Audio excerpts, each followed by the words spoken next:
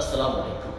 கண்ணியத்திற்குரிய சகோதர சகோதரிகளே, எல்லாம் அல்ல அல்லாஹ்வின் நல்லடியார்களே, நம்ம இன்னையிலிருந்து அல் குர்ஆன் அத்தியாயமான 28வது அத்தியாயமாக இருக்கக்கூடிய அல் கசஸ், அதாவது வரலாறுகள் என்று அழைக்கப்படக்கூடிய அத்தியாயத்தினுடைய வசனங்களை ஒவ்வொன்றாக பார்க்க இருக்கின்றோம். அதற்கு முன்பாக இந்த அத்தியாயத்தை பற்றிய ஒரு சிறிய முன்னுரை மற்றும் அதனுடைய சிறப்பு அம்சங்களை முதலில் பார்க்கலாம். அத்தியாயம் 28 அல் கசஸ், அதாவது வரலாறுகள் என்று அழைக்கப்படுகிறது. இந்த அத்தியாயத்தினுடைய முன்னுரை என்ன?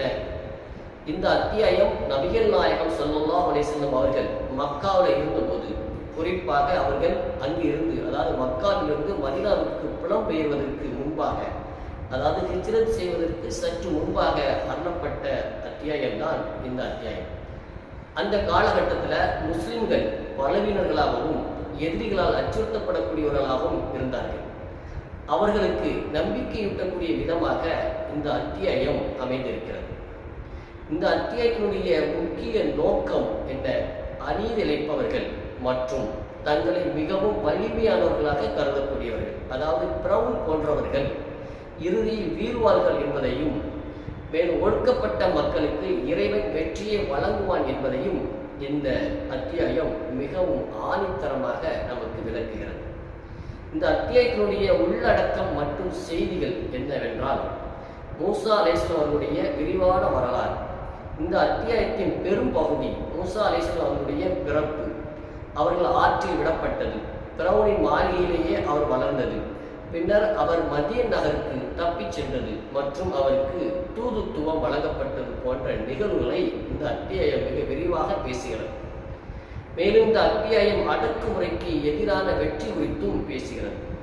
அன்றைய உலகத்தில் மிகப்பெரிய வல்லரசாக திகழ்ந்த பிரவுனை, அதாவது ஒரு சாதாரணமாக குடும்பத்தில் பிறந்து ஆற்றில் விடப்பட்ட ஒரு குழந்தை எப்படி இறைவனின் உதவியுடன் அந்த பிரவுனை வீழ்த்தியது என்பதும் இந்த அத்தியாயத்தில் விவரிக்கப்படுகிறது. காரூனுடைய கதை, செல்வ செழிப்பினால் தலைக்கணம் கொண்ட காரூன் என்பவனுடைய கதையும் இந்த அத்தியாயத்தில் இடம்பெற்றுள்ளது. செல்வம் என்பது இறைவனுடைய அருட்கொடை என்பதும், அதை தவறாக பயன்படுத்தினால் என்ன நேரும் என்பதும் இந்த அத்தியாயத்தில் எச்சரிக்கப்படுகிறது. மேலும் இந்த அத்தியாயத்தில் நபிகள் நாயகம் ஸல்லல்லாஹு அலைஹி வஸல்லம் அவர்களுக்கு ஆறுதல் சொல்லக்கூடிய வகையிலும் அமைந்திருக்கிறது. எப்படி என்றால், மூசா அலைஹிஸ்ஸலாம் அவர்கள் எப்படி தனது சொந்த ஊரை விட்டு வெளியேறி பிறகு வெற்றியாளர்களாக, வெற்றி பெற்றவர்களாக தன்னுடைய சொந்த ஊருக்கு திரும்பினார்களோ, அதே மாதிரி நபிகள் நாயகம் ஸல்லல்லாஹு அலைஹி வஸல்லம் அவர்களும் மக்காவிலிருந்து கிளம்பி மீண்டும் மக்காவிற்கு வெற்றியாளர்களாக திரும்புவார்கள் என்ற நற்செய்தியும் இதில் மறைமுகமாக நமக்கு உணர்த்தப்படுகிறது. இந்த அத்தியாயத்தில் இருக்கக்கூடிய சிறப்பு அம்சங்கள் என்னவென்றால், இந்த அத்தியாயங்கள் 88 வசனங்களை கொண்டது. இந்த அத்தியாயம் இறக்கப்பட்ட இடம், அருளப்பட்ட இடம் மக்காவாக இருக்கிறது. இந்த அத்தியாயத்திற்கு வரலாறுகள் என பெயர் வர காரணம் மூசா அலைஹிஸ்ஸலாம் அவர்களுடைய வரலாற்று சம்பவங்கள், அதாவது அவர்களுடைய ஸ்டோரிஸ் கோர்வையாக தொடர்ச்சியாக கூறப்படுவதால் இந்த அத்தியாயத்திற்கு வரலாறுகள் என்று பெயர் பெற்றது. நிச்சயமாக அல் குர்ஆன் அத்தியாயம் 28 அல் கசஸின் ஆரம்ப வசனங்களை அவற்றின் விளக்கங்களோடு நாம் தொடர்ச்சியாக பார்க்க இருக்கின்றோம். இந்த அத்தியாயமானது மிகவும் மர்மமான மற்றும் ஆழமான பொருள்களை கொண்ட முகத்தஆத் எழுத்துக்களோடு தொடங்குகிறது. அத்தியாயத்தின் முதல் 1 to 6 வசனங்கள் வரைக்கும் பார்க்கலாம். முதல் வசனம் தா சீன் மீம். இவை அரபு மொழியின் எழுத்துக்களாகும். இத்தகைய எழுத்துக்களின் உண்மையான அர்த்தம் அல்லாஹ்வுக்கு மட்டுமே தெரியும். இருப்பினும் இவை குர்ஆனின் அற்புத தன்மையை குறிக்கின்றது. அதாவது நீங்கள் பேசக்கூடிய இதே சாதாரண எழுத்துக்களை கொண்டுதான் இந்த ஒப்பற்ற வேதம் உருவாக்கப்பட்டுள்ளது. ஆனால் உங்களால் இது போன்ற ஒன்றை உருவாக்க முடியாது என்பதை இது நமக்கு உணர்த்துகிறது. 2வது வசனமாக இருக்கக்கூடிய தில்க ஆயத்துல் கிதாபில் முபீன். இவை தெளிவான வேதத்தின் வசனங்களாகும். இந்த குர்ஆன் சத்தியத்தையும் அசத்தியத்தையும் பிரித்து காட்டக்கூடிய ஒரு தெளிவான வழிகாட்டி என்பதை இந்த வசனம் நமக்கு உறுதிப்படுத்துகிறது. மேலும் 3வது வசனமாக இருக்கக்கூடிய நத்லு அலைக்க மின் நஃபஇ மூஸா வ ஃபிர்அவுன ஃபில் ஹக்கி லிகௌமி யுமினூன்.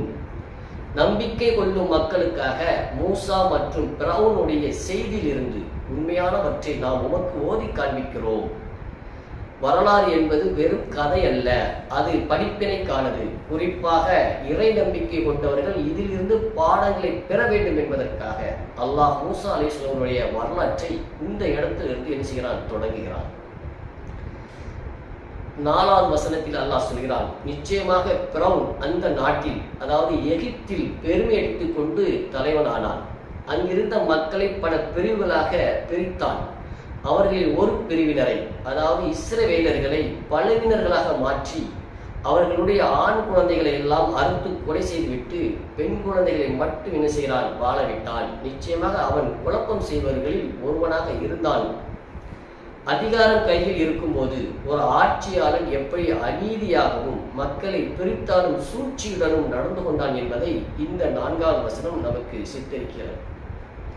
இதில் 5 மற்றும் 6வது வசனங்களில் இறைவனுடைய திட்டம் எப்படி இருந்தது என்பதை விவரிக்கிறது.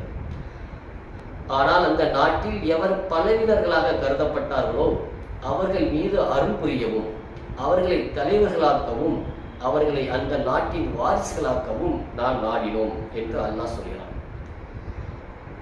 மேலும் அவர்களுக்கு அந்த நாட்டில் அதிகாரத்தை வழங்கவும் பிரவுன், ஹாமான் மற்றும் இவ்விருவரின் படைகளும் எதனை அஞ்சிக் கொண்டிருந்தார்களோ அதனை அவர்களுக்கே நாம் காண்பிக்கவும் நாடினோம் என்பதாக அல்லாஹ் 5 மற்றும் 6வது வசனங்களில் சொல்லி காட்டுகிறான். நாம் பார்த்த இந்த 1 to 6 வசனங்களுக்கு உண்டான சுருக்கமான விளக்கம் என்னவென்றால், இந்த தொடக்க வசனங்கள் ஒரு மாபெரும் நீதியை நமக்கு என்ன செய்கிறது, உணர்த்துகிறது. எவ்வளவு பெரிய கொடுங்கோலனாக இருந்தாலும், எவ்வளவு பெரிய அநியாயக்கார ஆட்சியாளனாக இருந்தாலும், இறைவனுடைய திட்டத்திற்கு முன்னால் அவனது அதிகாரம் என்ன செய்யாது, செல்லுபடியாகாது. ஒடுக்கப்பட்ட மக்களுக்கு, பாதிக்கப்பட்ட மக்களுக்கு, அநீதி இழைக்கப்பட்ட மக்களுக்கு இறைவன் ஒரு விடிவை வைத்திருப்பான் என்பதற்கு மூசா அலைஹிஸ்ஸலாம் அவர்களுடைய வரலாறு ஒரு சிறந்த உதாரணமாக இந்த 6 வசனங்களில் கூறப்படுகிறது.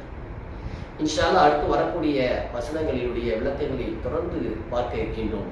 அதுவரைக்கும் நமது சேனலில் தொடர்ந்து நீங்கள் பிறருக்கு பகிர்ந்து பயனடைந்து கொள்ளுங்கள். நன்மையான காரியங்களில் அல்லாஹ் நம் அனைவரையும் ஒன்று சேர்க்க வைப்பானாக. இதுவரைக்கும் நமது சேனலில் இணையாதவர்கள் இணைந்து கொள்ளுங்கள். அஸ்ஸலாமு அலைக்கும் வரஹ்மத்துல்லாஹி வபரகாத்துஹு.